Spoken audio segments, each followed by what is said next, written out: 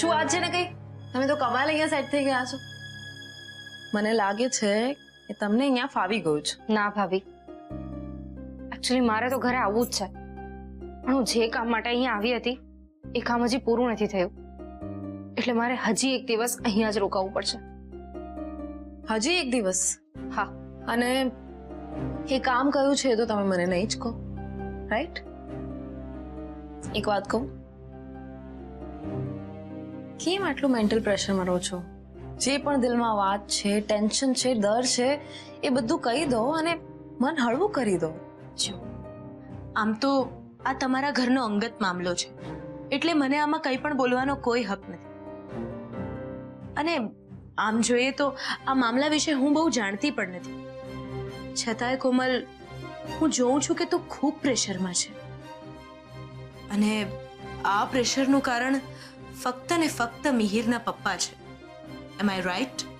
ના ભાભી, એવી કોઈ વાત નથી.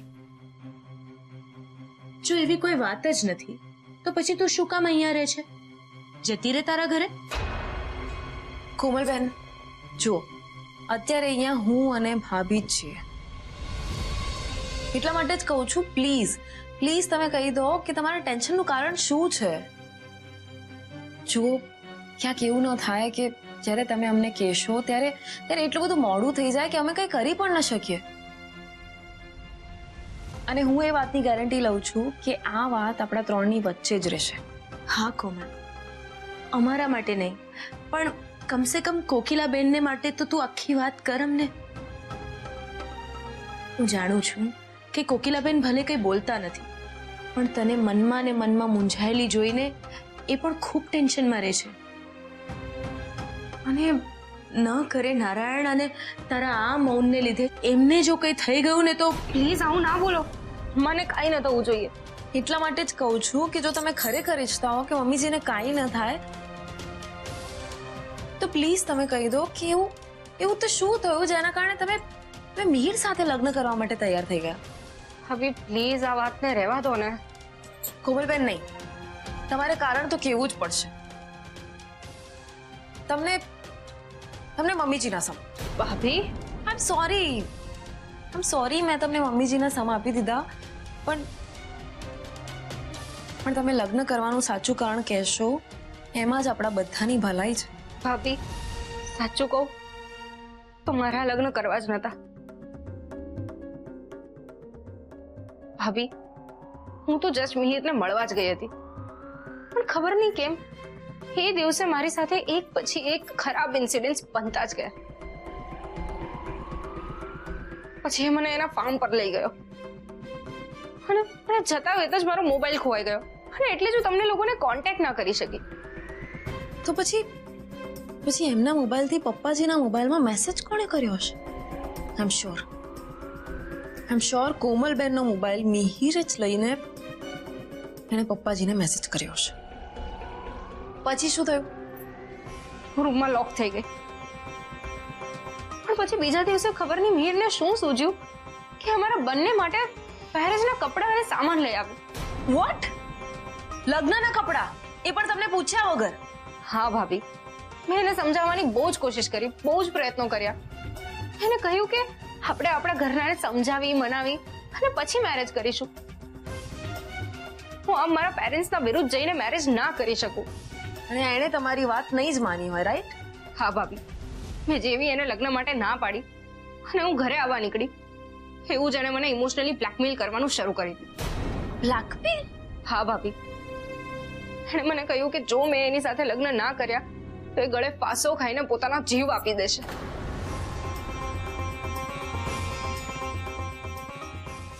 મિહિર, તું શું કરે છે? સ્ટોપ ઇટ મિહિર, આ શું ગાડાવાડા કરી રહ્યો છે? હા મિહિર, પ્લીઝ નીચે ઉતર. કોમલ, તને ખોવા કરતા મરી જવું બેટર છે. મેં મિહિરને સમજાવવાની બહુ જ કોશિશ કરી, અને મારી વાત સાંભળવા માટે તૈયાર જ નહોતો. અને પછી એના પપ્પા આવી ગયા. મિહિરના પપ્પા? એમણે શું કહ્યું?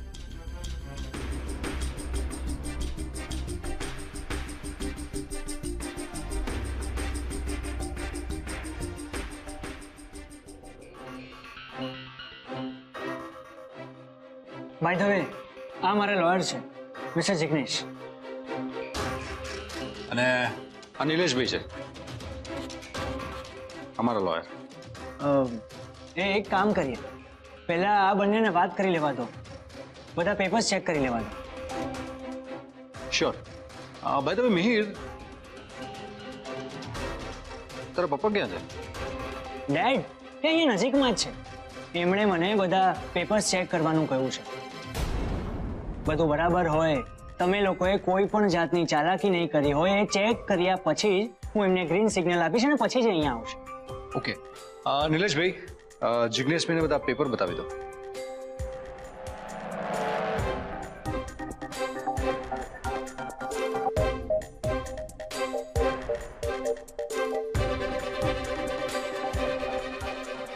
જિગ્નેશભાઈ, બધું બરાબર છે ને? હા, પેપર તો બધા બરાબર છે, પણ શું? આ સાઇન મિસ્ટર જયરાજભાઈ પોતે જ કરી છે એની શું ખાતરી? What do you mean? આ કોન્ટ્રાક્ટ પપ્પાએ જ મોકલાવ્યો છે સાઇન કરીને. પણ એસ પર લો, આ સાઇન જો મારી હાજરીમાં કરાય ને તો આ કોન્ટ્રાક્ટ વેલિડ ગણાશે. ધેટ મીન્સ તમે લોકો અમને મૂરખ બનાવવા માંગો છો, રાઈટ? તમને શું લાગ્યું કે તમે લોકો આમ અમારી સાથે રમત રમશો ને અમે ચલાવી લેશું? જેણે રમત માંડી છે એને પહેલા બોલાવો, બાકી હું તો આ રમત રમવા માટે તૈયાર જ છું.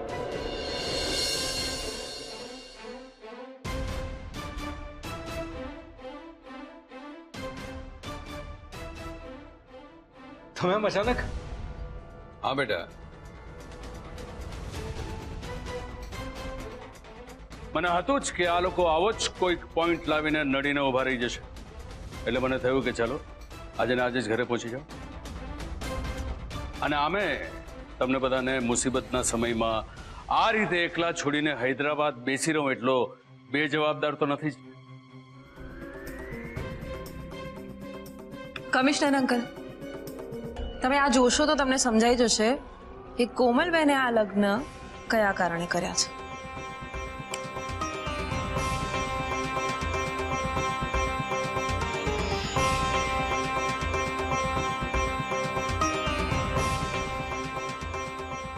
જેવી એને લગ્ન માટે ના પાડી અને હું ઘરે આવવા નીકળી, એવું જાણે મને ઇમોશનલી બ્લેકમેલ કરવાનું શરૂ કર્યું.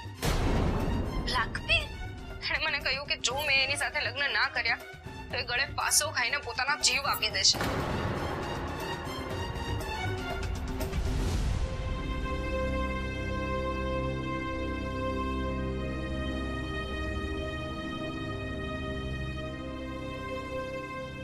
અંકલ, જ્યારે કોમલબેને મને કહ્યું કે મિહિર આત્મહત્યા કરવાની કોશિશ કરી રહ્યો હતો, ત્યારે એમની સામે જે ચહેરો આવ્યો એ જોઈને એ હેબતાઈ ગયા. કારણ કે મિહિરના પપ્પા બીજું કોઈ નહીં પણ મજુમદાર અંકલ જ છે. અને મજુમદાર અંકલે જ કોમલબેનને પ્રેશરાઇઝ કરીને મેરેજ કરવા માટે કન્વિન્સ કર્યા.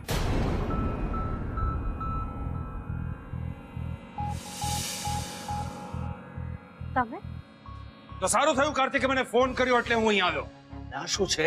ઉતાર, નીચે ઉતાર. કાંડો થઈ ગયો છે કે શું? કોના માટે મરવું છે? કોના માટે તારે?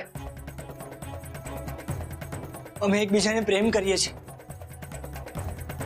નહીં, ફક્ત તું એને પ્રેમ કરી રહ્યો છે.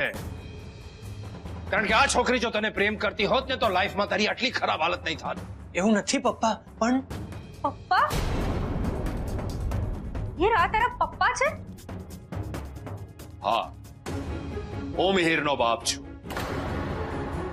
નહીં સમજાયું ને? સમજાશે પણ નહીં તને, પણ મને બરાબર સમજાઈ ગયું છે.